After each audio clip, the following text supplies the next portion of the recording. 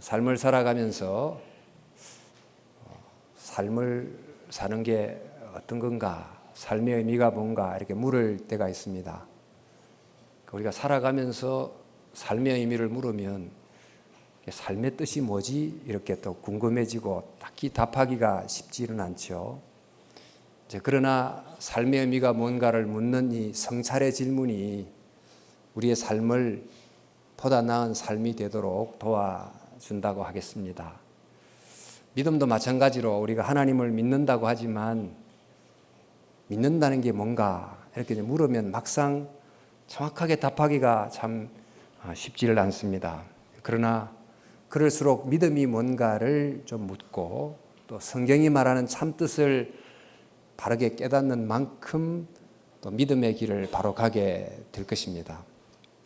믿음이 뭘까요? 사실 믿음을 성경이 말하는 방식으로 이해하기보다 나름대로 믿음을 이해하는 경우도 있고 또 이런 하급 종교가 생각하는 방식으로 믿음을 이해하는 경우도 없지 않습니다. 예를 들면 무슨 문제가 생기면 어디를 찾아가서 빌고 또 별 문제가 없으면 하나님 아무 관심도 없이 살아가고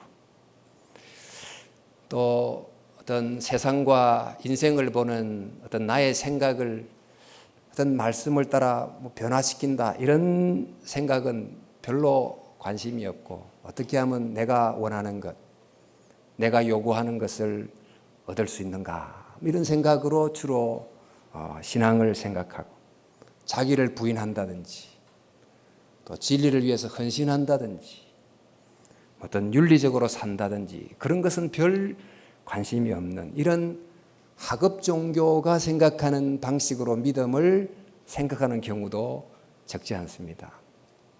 사실 지금 고등 종교 속에 이런 하급 종교 방식의 믿음이 보편화되는 것은 굉장히 가슴 아픈 일입니다만은 성경이 말씀하시는 믿음은 어떤 것인가? 그러니까 믿으니까 하나님을 믿는 거죠. 그 하나님은 여러 종교들이 자기들이 주장하는 신 또 하나님이 있지만은 그 하나님은 세상을 초월하시는 하나님이시면서 동시에 이 세상을 구원하기 위해서 세상 안으로 들어오신 그리고 세상 안에 우리와 함께 고통받으시는 그 하나님, 구체적으로 말하면 예수 그리스도를 통해서 자신이 누구인지를 보여주신 그 하나님이야말로 정말 참된 하나님이다. 이것을 믿는 것이 성경이 말하는 믿음의 제일 출발이고 기초가 됩니다. 그런데 그 하나님은 그저 가만히 계신 분이 아니고 우리를 인도하기 위해서 구원하기 위해서 가르치시고 말씀하시는 분이시고 또 약속을 주시는 분이신데 그 말씀을 듣고 지금까지 내가 생각해왔던 인생을 보고 세상을 보고 이런 관점을 바꾸어 가는 거예요. C.S. 루이스라고 하는 분이 기독교 신앙을 설명하면서 그가 이런 말을 했습니다. 나는 태양이 떴다고 하는 것을 믿는 것처럼 기독교를 믿는다. 나는 단지 태양을 보기 때문만이 아니라 태양에 의해서 다른 모든 것을 본다. 이렇게 기독교를 믿는다. 지금 여러 가지 사물들을 우리가 보는 것은 태양이라는 빛 때문에 사물이 어떻게 생겼는지 우리가 알게 되는 것처럼 하나님의 진리의 말씀을 알아가면서 그 말씀의 창문을 통해서 새롭게 인생을 보고 세상을 보면서 이것이 진짜 모습이구나. 이게 옳구나. 이렇게 이제 깨닫고 내 관점과 인식을 바꾸어 가는 것. 이것이 바로 신앙의 중요한 요소라는 것입니다. 그래서 사도 바울도 믿음을 위해서 꼭 가져야 될 것을 말하면서 너희는 마음을 새롭게 함으로 변화를 받아라. 그런 말씀을 하셨는데 이 로마서에 기록된 이 마음을 새롭게 한다. 이 마음은 감정이 아니에요. 하트라니까 필링 이렇게 생각하지만 생각입니다. 생각. 하나님의 말씀을 통해서 관점과 인식과 생각을 바꾸라는 것입니다. 그러니까 믿음이라는 것은 그 말씀을 따라서 이런 관점을 바꾸는 이른바 생각의 변화, 이른바 깨달음이라고 할 수 있겠어요. 이것이 이제 믿음의 꼭 수반이 됩니다. 그런데 믿음에는 이렇게 말씀을 통해 인생과 세계가 이런 거구나 이렇게 깨달았다고 해서 그것으로 끝나는 것이 아니고 그 관점이 옳기 때문에 그것을 따라 실제로 살아가는 것. 이게 바로 믿음이라는 것입니다. 이것을 위해 살기 위해서 때로는 손해도 감수하고 심지어 초대교회 성도들 경우는 순교도 각오하는 이것이 바로 성경이 보여주는 믿음의 모습입니다. 예를 들면 성경이 모든 인간은 하나님의 형상으로 창조됐다. 이 말씀을 진리로 내가 받으면 그때부터 이전까지 가졌던 인간을 봤던 내 생각을 고치고 인간은 높고 낮음을 물어나고 정말 존귀한 존재구나 생각하고 낮은 사람도 정말 귀하게 대하고 심지어 나와 아무런 상관이 없는 저 아프리카 사람을 위해서 내가 살아야지 하고 헌신까지 하는 이런 이제 실천이 수반되는 거지. 뿐만 아니고 이제 성경이 말씀이 증거하는 바처럼 천국이 있다. 또 사후에 하나님 앞에 심판이 있다. 이것을 진리로 받는다면 그것을 따라서 이 세상을 다시 보면서 이 보이는 게 전부가 아니구나 이렇게 생각하고 그것에 따라서 천국을 위해서 봉사하고 헌신하는 이런 삶을 실제로 살아가는 이것을 다 통합해서 믿음이다 이렇게 말하는 것입니다. 그러니까 믿음이라는 것은 그저 하나님이 존재하시는다 이걸 머리로만 인정하는 게 아니고 또 그저 종교적 열심을 가지고 뜨겁게 달아오는 것 이것을 믿음이라 하지 않고 앞서 말한 것처럼 하나님이 존재하시고 그분의 말씀이 참이며 그러므로 그 참된 말씀을 따라 내 인식과 생각을 바꾸고 바꾸어진 관점을 따라 살아가는 것이 성경이 말하는 믿음이라는 것입니다. 이렇게 볼 때 이제 믿음은 두 가지 측면이 있는데 하나는 깨달음의 측면, 진리를 통해 정말 바르게 알아가는 깨달음의 측면이 있고 또 하나는 그것을 실천하는 실행의 측면이 있습니다. 그러니까 진리를 말씀을 통해서 깨닫고 그리고 그 말씀을 성령님의 은혜를 통해 실행하려고 하는 즉 바른 암과 바른 행함 이 두 가지가 믿음의 양면이라고 할 수 있어요. 분리될 수 없는 양면으로 존재한다는 것입니다. 이런 이제 믿음의 모습이 잘 드러난 한 사람이 바로 사도 바울입니다. 그는 회심하기 전에 아주 열심히 특별한 바리새인이었어요. 유대 바리새인이었는데 자기가 확신하는 바에 따라서 정말 인생의 목표를 설정하고 또 예수를 믿는 사람을 이단이라고 생각한 확신을 따라서 실제로 행동해서 다메섹까지 잡으러 갔어요. 그러다가 다메섹이라는 길 위에서 가는 길 위에서 예수님을 만나면서 관점이 바뀌고 생각이 바뀌자 그 바뀐 관점을 따라 살아가려고 선교사로 평생을 살아갔던 이제 사도 바울의 모습은 말 그대로 생각의 변화와 삶의 실행이 함께 있었던 참된 믿음의 모습을 보여준 사람이었다. 이렇게 이제 알 수 있겠습니다. 이처럼 이제 믿음은 두 가지 면을 함께 가져야 되는데, 근데 실제 우리의 삶에서 이 두 요소를 동시에 붙들고 살아간다는 것이 실제로 쉽지 않습니다. 마치 평행대 위에 넘어지지 않고 이렇게 길을 가는 게 쉽지 않듯이 믿음의 두 면을 균형 있게 붙들고 살아가는 것이 쉽지 않기 때문에 성경에 보면 그 균형을 바로 세워주는 믿음의 가르침을 여기저기서 많이 보여주는데요. 예를 들면 이제 사도 바울이 그랬죠. 사도 바울은 그 이방 지역에 선교를 했습니다. 그런데 그의 주된 선교 대상은 문자 그대로 이방인이 아니고 이방 지역에 흩어져 살아가는 디아스포라 유대인들이었어요. 그런데 이 사람들은 유대교의 가르침을 따라서 구약 성경을 해석했습니다. 그러다 보니까 구약 성경을 믿기는 믿었는데 예수님이 그리스도다 이거는 받아들이지 않고 이른바 믿고 있었던 것입니다. 그러니까 그들이 가지고 있던 종교적 열심은 굉장히 특별했으나 예수님이 구약 성경에서 증거했던 바로 그 메시아다 하는 믿음의 바른 내용을 갖지 못한 채 있었다는 것입니다. 그래서 사도 바울은 바로 그들에게 이 바른 믿음의 내용을 전하기 위해서 대단히 힘을 썼어요. 그러니까 이렇게 믿음의 내용을 옳지 못하게 가지면서 살아갔던 유대인들을 향해서 사도 바울이 이렇게 이제 진단을 했습니다. 그들은 이게 유대인들이죠. 그러니까 디아스포라 유대인들은 하나님께 열심은 있으나 올바른 지식에 근거한 게 아니다. 올바른 지식이라는 것은 구약 성경에 증거하는 바 그분이 그리스도다는 이 바른 구약의 해석에 근거하지 않은 채로 신앙을 가지고 있었다는 것입니다.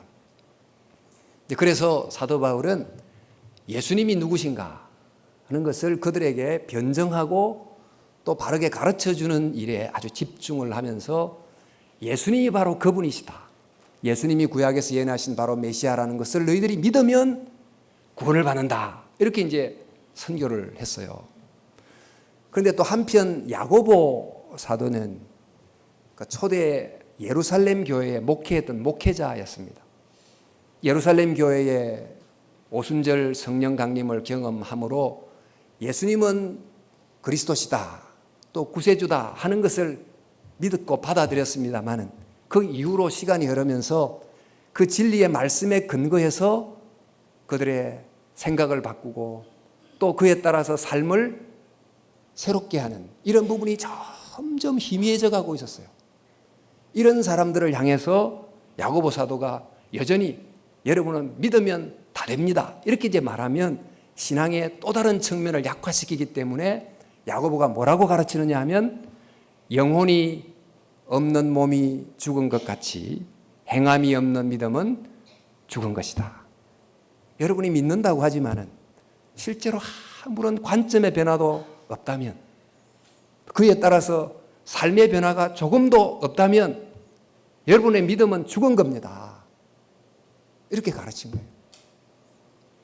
의사를 내가 믿는다고 하면서 실제로 수술에 내 몸을 맡기지 않으면 실제로는 안 믿는 거잖아요. 그 예수님을 믿는다고 하면서 실제로 믿는 모습을 보여주지 않는 이들을 향해서 행함이 없으면, 믿음의 실행적 측면이 없으면 그 믿음은 죽은 믿음이다. 그래서 사도 바울은 지식이 없는 종교적 열심은 맹목적 믿음이다. 그래서 믿음의 지적 측면을 강조했고, 야고보 사도는 지식은 있지만은 실행이 없는 성도들을 향해서 그건 죽은 믿음이다. 그래서 실행을 촉구하는 말씀을 했던 것입니다. 그 야고보와 바울 사도가 이렇게 믿음을 가르칠 때 겉으로 보면 두 사람이 믿음을 다르게 가르치는 것 같아요. 바울은 믿으면 구원받습니다. 이렇게 말합니다. 야고보 사도는 행함이 있어야 구원받습니다.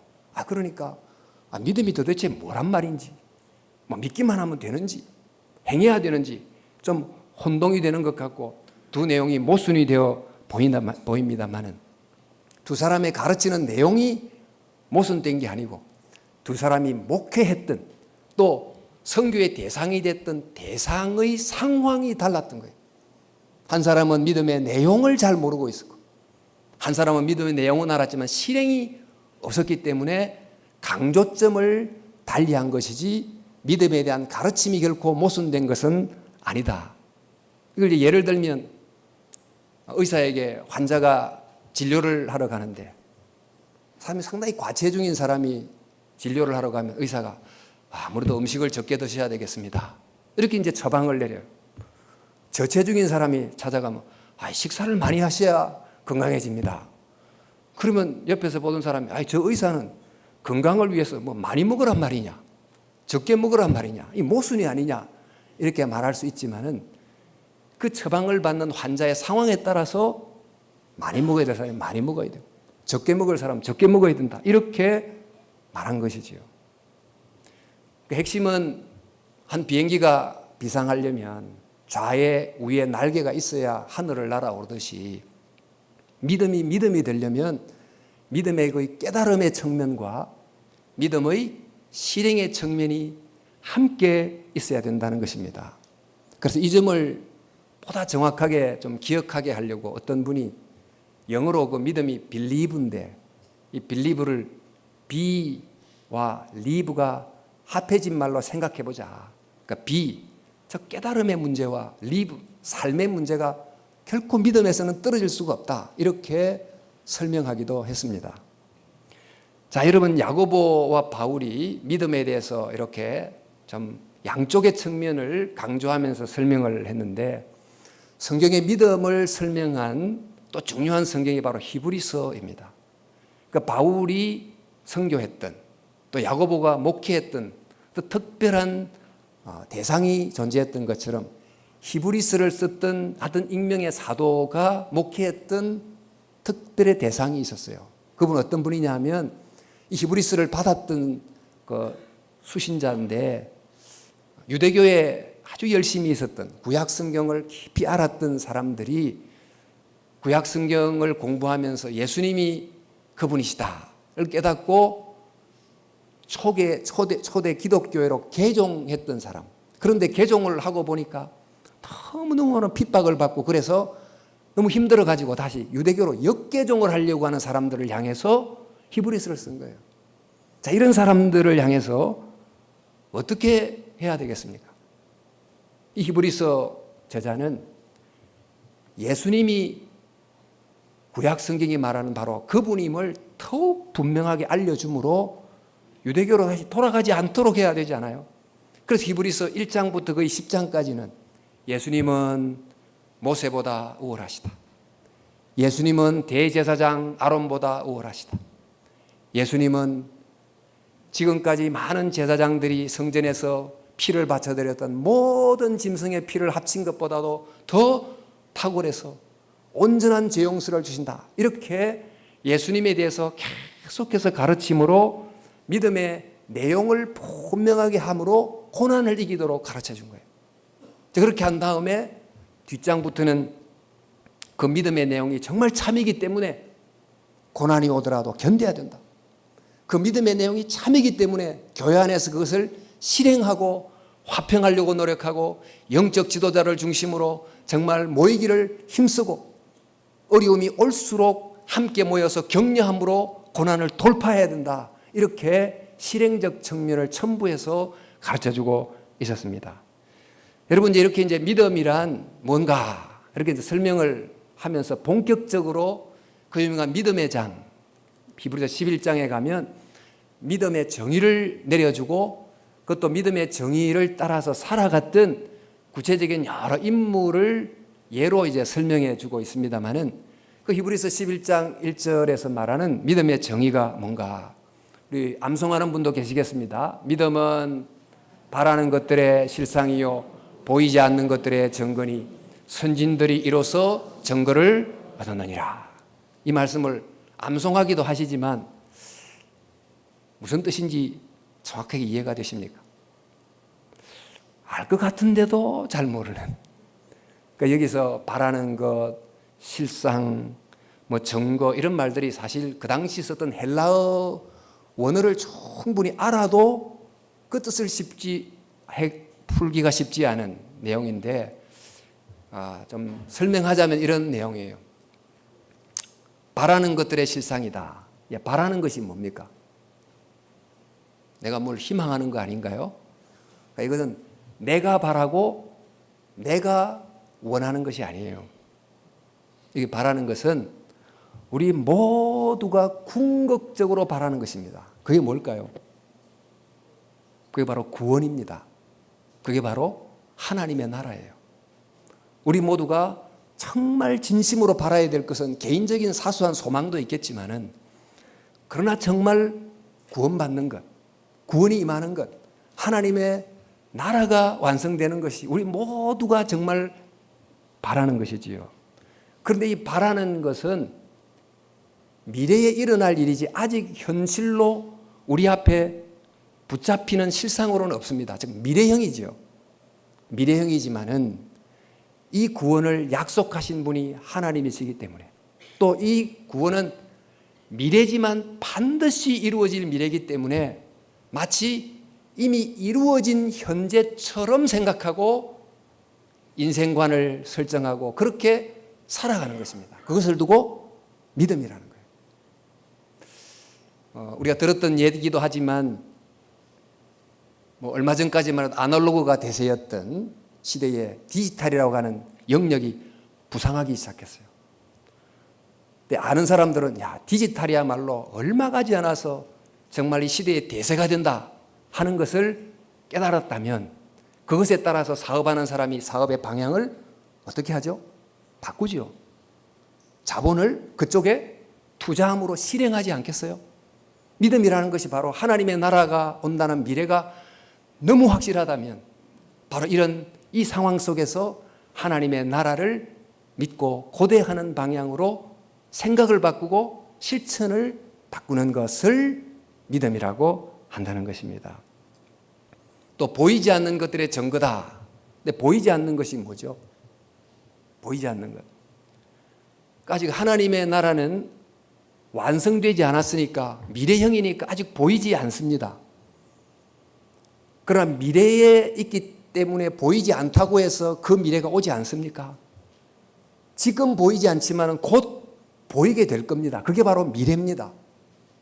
그러니까 보이지 않는 것들이 아직 현실화되지 않았지만 그게 보일 것으로 생각하고 보이는 것처럼 생각하고 사는 것입니다.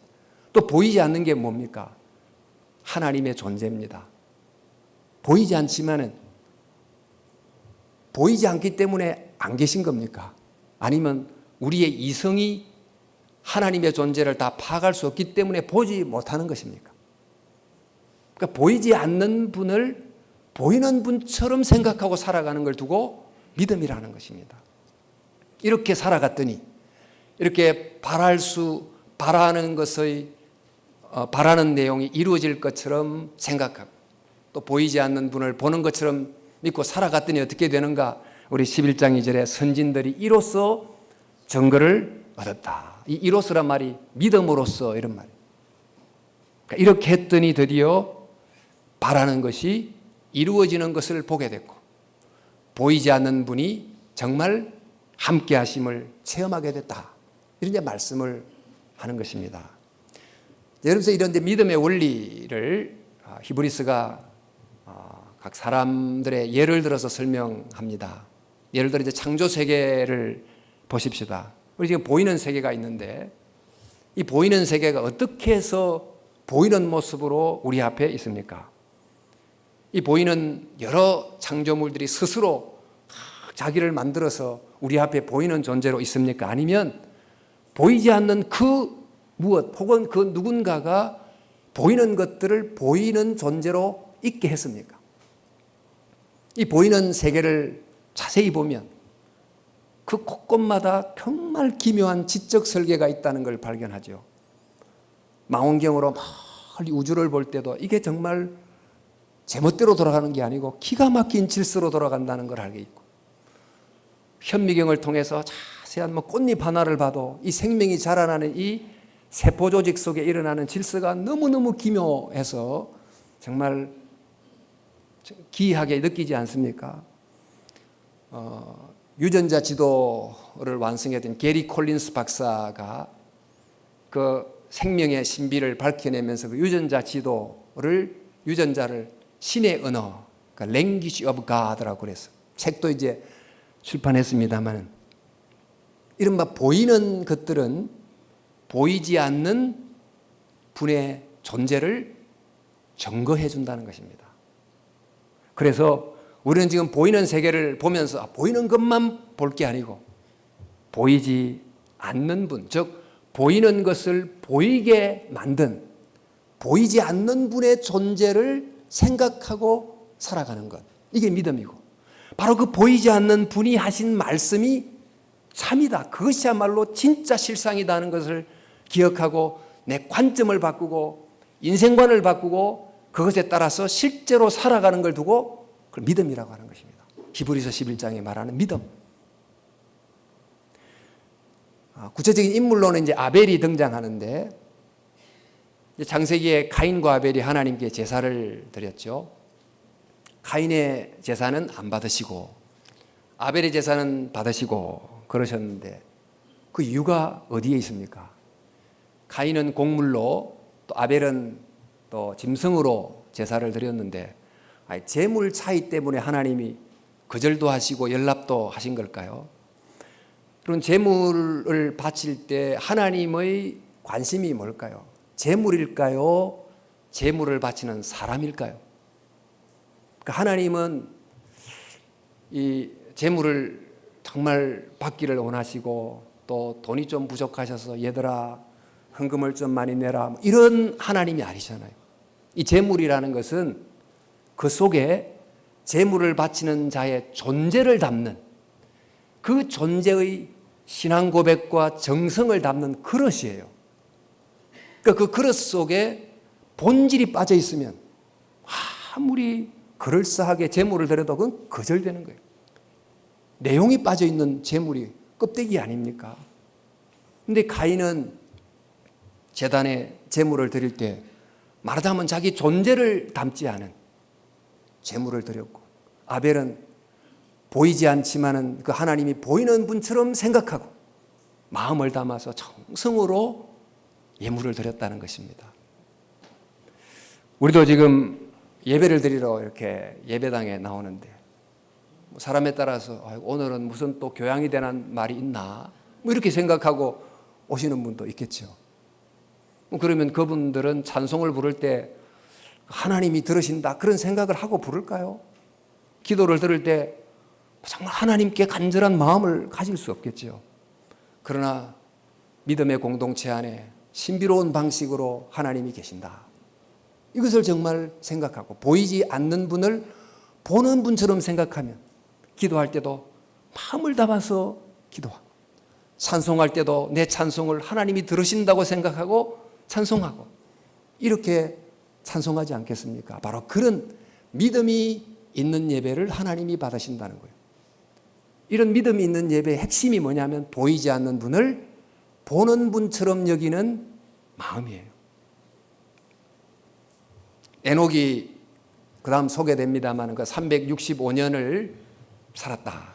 근데 이제 그는 65세에 무두셀라라는 아들을 낳고는 300년간 하나님을 동행하다가 그저 이사 가듯이 천국으로 갔다. 이렇게 이제 기록이 되어 있는데 여러분 하나님이 인정하는 정말 풍성하고 참된 신앙생활을 한 달간 살아간다.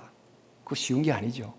한 달도 살기가 사실 쉽지 않은데 300년을 하나님이 인정하는 경건한 삶을 살았다. 어떻게 그렇게 살 수 있을까요? 인간으로서. 근데 오늘 여기 말씀에 따르면 에녹은 지금 일상을 살아가는데 하나님 옆에 안 보이시지만은 그러나 보이지 않는 분을 보는 분처럼 생각하고 하루의 일상을 살아가고 그분과 대화하듯이 함께 걸어가듯이 이렇게 살았더니 그 경건한 하루가 일주일이 되고 한 달이 되고 1년이 되고 300년이 된 것입니다. 이처럼 에녹의 믿음을 보면서 성경이 믿음을 설명하기를 믿음은 하나님께서 반드시 계신 것을 믿어야 할지니라 그랬어요. 그러니까 보이지 않지만은 지금 이곳에 하나님이 계신다는 것을 의식하는 만큼 믿음의 생활이 가능해진다는 것을 가르쳐주고 있다는 것입니다. 그리고 이어 이제 노아를 설명합니다. 노아는 아직 보이지 않는 일에 경고하심을 받아 경외함으로 방주를 준비하여 그 집을 구원하였다. 이 보이지 않는 일, 이건 바로 홍수 심판과 그 위의 구원입니다. 한 번도 홍수라는 걸 경험해 보지 않았던 노아이지만 하나님이 말씀하셨기 때문에 이루어진다. 즉 보지 못한 것을 보는 것처럼 붙잡고 그는 홍수가 임한다. 생각을 바꾸고 실제로 매일같이 산에다가 방주를 만드는 실행을 했던 거예요. 그랬더니 결국 그는 구원을 경험하게 됐다. 이게 이제 성경의 정언입니다. 여러분, 믿음이 뭡니까? 오늘 아벨, 또 에녹, 노아 이 세 사람을 봤지만 이 세 사람에게서 보여준 믿음은 우리 믿음의 정의처럼 바라는 것을 바라는 미래를 이루어진 현재처럼 보이지 않는 분을 보이는 분처럼 이렇게 이제 살았던 것, 그것을 따라 관점을 바꾸고 실행을 바꾸고 이렇게 이제 살았던 것이 믿음의 모습이었습니다. 그것으로 아벨은 연납되는 제사를 드리고 그 믿음으로 에녹은 하나님이 인정하는 경건한 일상을 살았고 그 믿음으로 노아는 구원을 얻게 됐는데 이렇게 이제 믿음을 생각하면서 우리 자신을 생각해 봅니다. 우리의 믿음은 어떤가? 정말 우리는 나의 믿음은 어떤 면이 부족한가? 사실 이렇게 믿음을 갖고 산다는 것 자체가 이미 축복입니다만은 그러나 이제 믿음을 생각해 볼 때 나는 믿음을 혹시 하나님의 존재를 나는 인정해. 그래서 나는 믿는 사람이야. 이 정도 선에서 계속 머물고 있는 것은 혹시 아닐까요?